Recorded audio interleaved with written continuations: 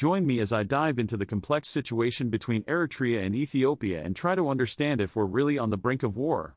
The relationship between Eritrea and Ethiopia is deeply rooted in history, with both nations sharing a long and tumultuous past. Eritrea gained independence from Ethiopia in 1993 after a 30-year struggle, but the ties between them have remained complicated. Over the years, there have been periods of relative peace, but also outbreaks of violence, particularly over border disputes. One of the main issues fueling the current tensions is the border dispute that has been ongoing for decades. The two nations have disagreements over the demarcation of their shared border, which has led to clashes and heightened military presence in the region. Another significant factor is the political instability within both countries, which can exacerbate existing tensions and lead to unpredictable situations.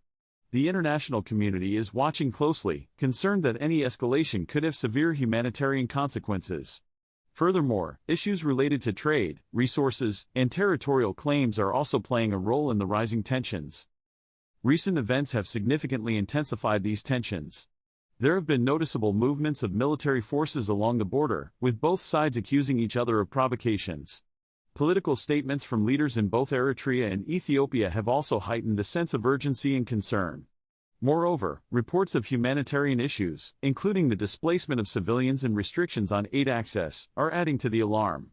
The situation seems to be deteriorating rapidly, with fears that it could spiral out of control. A pivotal moment came when a top government official from Ethiopia made a strong statement regarding Eritrea's actions, suggesting that they could no longer be tolerated. This was quickly met with a stern response from Eritrea, which warned of severe consequences if its sovereignty was threatened. This exchange highlighted the deep-seated animosities and raised questions about the potential for diplomatic resolution. Additionally, Eritrea's president made a significant speech where he directly addressed the situation with Ethiopia, calling for readiness but also open to dialogue. The international community has been urging both sides to seek a peaceful resolution. In another development, a high-ranking military official from Eritrea spoke publicly about the readiness of Eritrean forces. In conclusion, the tensions between Eritrea and Ethiopia have reached a critical point, with the risk of conflict escalating by the day. The need for diplomatic solutions has never been more pressing to prevent the devastating consequences of war.